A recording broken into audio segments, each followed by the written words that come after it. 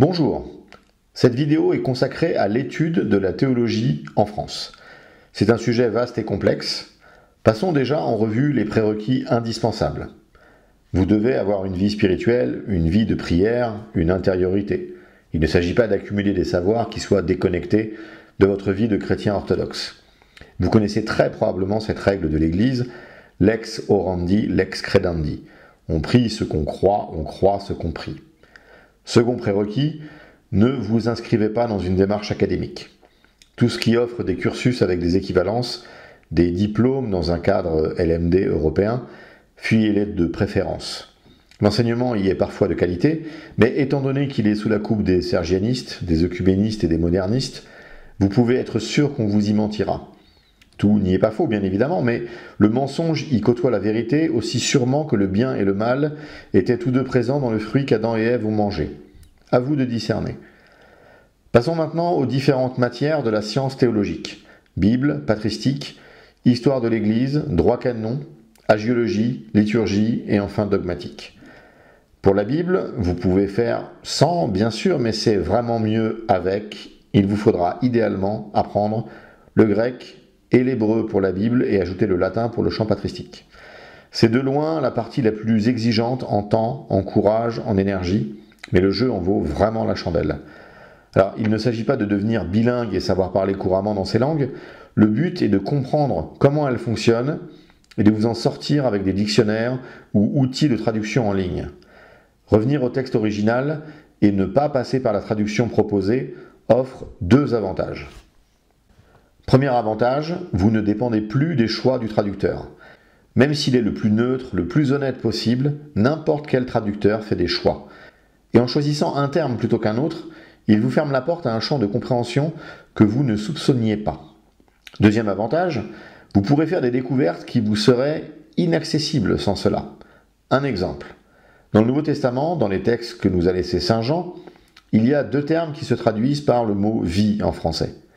Au début de sa première épître, Saint Jean écrit « Ce qui était dès le commencement, ce que nous avons entendu, ce que nous avons vu de nos yeux, ce que nous avons contemplé, et ce que nos mains ont touché du Verbe de vie, car la vie a été manifestée, et nous l'avons vue, et nous lui rendons témoignage, et nous vous annonçons la vie éternelle qui était dans le sein du Père, et qui nous a été manifestée. » Et d'autre part, il écrit « N'aimez point le monde, ni ce qui est dans le monde.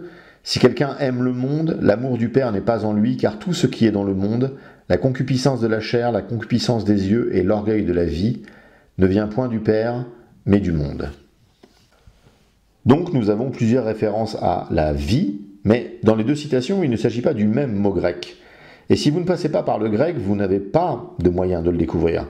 Et une bonne étude biblique complète ne fait pas l'impasse sur une étude linguistique. Ceci peut vous permettre de comprendre pourquoi Jean a une appréciation positive de la vie et une appréciation négative de la vie quelques lignes plus tard. Les références Strong sont un outil très appréciable pour avoir une approche lexicologique du texte, où se trouvent les autres occurrences d'un mot d'une même racine. Chaque mot en grec ou en hébreu a un numéro, la référence Strong, qui permet immédiatement de voir les autres occurrences du terme. Alors je ne connais pas de site français qui les répertorie, et je me sers d'outils anglophones. Si vous connaissez l'anglais, cela vous aidera considérablement dans l'utilisation d'outils de type dictionnaire, lexique et autres. Les deux sites que je recommande sont Blue Letter Bible et Bible Hub, pour les références Strong et l'interlinéaire.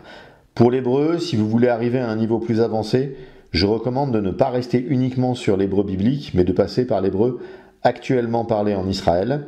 Une méthode assimile fera parfaitement l'affaire. Cela vous donnera la mécanique de la langue, qu'on ne saisit pas forcément en étant uniquement sur le texte biblique. Le site d'études talmudiques Daf Yomi vous permettra de traduire l'araméen de la littérature rabbinique en hébreu moderne, si jamais, comme Origène ou Jérôme, vous allez puiser des informations dans ce champ d'études. Je trouve la plupart des textes rabbiniques sur Meshon Mamre. Pour les verbes hébreux, le site Pealim est excellent et répertorie toutes les conjugaisons. Pour le grec, il semble correct de dire que si vous ne devez vous attaquer qu'à une seule des trois langues qu'il faudra idéalement connaître, c'est le grec qu'il faudra choisir. Blue Letter Bible a la Septante et le système Strong fonctionne dessus, ce qui permet de pivoter depuis le Nouveau Testament vers l'Ancien Testament en restant dans le monde grec. Le site Study Bible Info est également de très bonne qualité. Pour les dictionnaires, le Wiktionary anglophone est davantage fourni que le Wiktionary francophone, malheureusement. En termes de dictionnaire papier, grec-français, le Bailly est probablement la référence absolue. Pour le latin, il y a un enjeu supplémentaire pour nous autres orthodoxes d'Occident. Il ne faut pas tomber dans cette fausse dichotomie d'une orthodoxie grecque et d'un catholicisme latin. Il n'y a pas de hiérarchie à faire entre les géants du monde latin et les géants du monde grec. Le Wiktionary anglophone est un très bon dictionnaire en ligne. En termes de dictionnaire papier, le Gaffio est vraiment de qualité. Si ce sont les manuscrits de la Bible qui vous passionnent, je ne connais rien de mieux que csntm.org. Une dernière chose pour la Bible. Ne faites pas l'impasse sur les commentaires patristiques et les grandes conclusions théologiques conciliaires. L'interprétation des Écritures n'est pas une science libre où chacun peut dire ce qu'il veut. Alors bien évidemment, chacun est libre d'interpréter comme il le souhaite, mais on ne peut ensuite plus prétendre à l'orthodoxie si l'on interprète les Écritures dans un sens contraire à ce qu'enseigne l'Église. Et cet enseignement de l'Église, c'est justement très principalement du côté des pères qu'on le trouve. C'est donc le bon moyen pour éviter les sorties de route, si vous me permettez l'expression. Les écrits patristiques, justement, que ce soit les commentaires bibliques ou les grands traités, sont les plus facilement accessibles dans les patrologies latines et grecques de Migne. Vous pouvez trouver les centaines de livres numérisés, gratuitement disponibles en téléchargement, via n'importe quel bon moteur de recherche. Voici les liens vers tous les volumes latins et grecs. Pour les patrologies syriaques, je n'ai rien trouvé de satisfaisant et systématique, sinon le site Patrologia Orientalis. Il n'y a pas vraiment de méthode pour aborder la patristique. Il faut juste bien faire attention à prendre en compte deux choses. Comme n'importe quelle discipline, il ne faut pas aborder tout de suite ce qu'il y a de plus complexe. Commencer immédiatement par du Saint Grégoire Palama ou du Saint Maxime le Confesseur, c'est probablement s'assurer un rapide découragement. On ne peut pas sérieusement débuter le piano en voulant immédiatement jouer un concerto de Rachmaninoff. Il est toujours bon, avant d'aborder un texte patristique, de bien connaître la vie de l'auteur et les circonstances historiques de la rédaction, le contexte, les enjeux. Pour cela, la discipline suivante, vitale, est l'histoire de l'Église. Les écrits du père Vladimir Guettet sont inestimables. Il y a également de très bonnes ressources, plus académiques, ou émanant des milieux romains. Il faut juste savoir qui parle et d'où il parle pour discerner. Presque consubstantiel de l'histoire de l'Église, le droit canon. Les orthodoxes du monde officiel sont tellement irrespectueux du droit canon qu'il est presque un devoir sacré pour nous d'en faire une spécialité. La géologie est une discipline tout aussi fondamentale. Il s'agit de la connaissance de la vie des saints. Pendant longtemps en Occident, avant que le rationalisme ne change radicalement les réflexes de pensée, la légende dorée, qui était une anthologie de la vie des saints, était très appréciée et populaire. Nombreux sont les recueils qui permettent de revenir aux sources d'un christianisme incarné dans l'histoire. Grâce à ce trésor ecclésiastique, vous pourrez alors comprendre ce qui a poussé l'Église à reconnaître comme saint telle ou telle personne. Il est toujours très agréable de connaître certains détails de la vie d'un ou d'une sainte que le prêtre mentionne parfois à la fin de la liturgie. Parlons liturgie justement.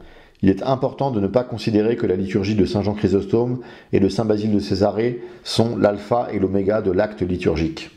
Première chose à découvrir, pour rester dans le monde byzantin, les offices de matines, de vêpres selon les 8 tons, avec les richesses des ménées, c'est-à-dire les textes relatifs au saint de chaque jour, ainsi que les prières particulières liées aux grandes fêtes du cycle liturgique. Il est important de savoir composer un office pour une date donnée, afin d'avoir une pratique liturgique à la fois riche et autonome. De plus, en tant qu'occidentaux, il est important de connaître, voire de faire vivre, si vous êtes prêtre, le patrimoine liturgique occidental qui est orthodoxe. Les ouvrages de théologie liturgique, souvent romains, seront intéressants dans cette démarche. Terminons par la dogmatique. Le père Vladimir Guettet, dont j'ai parlé pour l'histoire de l'Église, a également des ouvrages qui abordent spécifiquement les erreurs dogmatiques romaines. Mais l'ouvrage de référence dans le champ de la dogmatique orthodoxe est incontestablement la dogmatique en 2 volumes de Makar Bulgakov, à ne pas confondre avec Serge Bulgakov, le premier doyen de l'Institut Saint-Serge de Paris. Cette dogmatique est disponible en français et gratuitement sur le web via 2 fichiers PDF. Vous pourrez y découvrir tout ce qui fonde une sorte de Dupri lorsque vous aborderez le legs théologique de ce qui fut appelé l'école de Paris, c'est-à-dire les théologiens qui ont gravité autour ou dans l'Institut Saint-Serge à Paris justement. La légende que l'on aime y colporter est celle de la néo-patristique, le retour au père de l'Église, trésor perdu par une forme de décadence de la théologie russe d'avant la révolution de 1917. En effet, ces gens qui ont redécouvert les pères devraient nous expliquer comment ils ont redécouvert ce qui ne fut jamais perdu. Lorsque vous lirez la dogmatique de Makar Bulgakov, vous pourrez constater une érudition et une connaissance en patristique absolument phénoménales. Vous pourrez constater également la parfaite orthodoxie de la doctrine du péché originel, contrairement aux sornettes qu'on enseigne dans cet institut. Pour que tout le monde soit servi à la même enseigne, précisons que l'institut concurrent, entre guillemets, Dumitru Staniloae, enseigne les mêmes hérésies sur la non-orthodoxie de la doctrine du péché originel. L'arnaque est ici peut-être encore plus importante puisque Dumitru Staniloae lui-même dans sa dogmatique enseigne le péché originel dans le chapitre du baptême. J'espère que ce vaste programme ne vous aura pas découragé et que votre ardeur pour attaquer la reine des sciences est intacte. Vous pourrez constater au fur et à mesure de votre progression dans la connaissance de cette science merveilleuse que nos positions sont correctes et orthodoxes. Bienvenue dans les catacombes.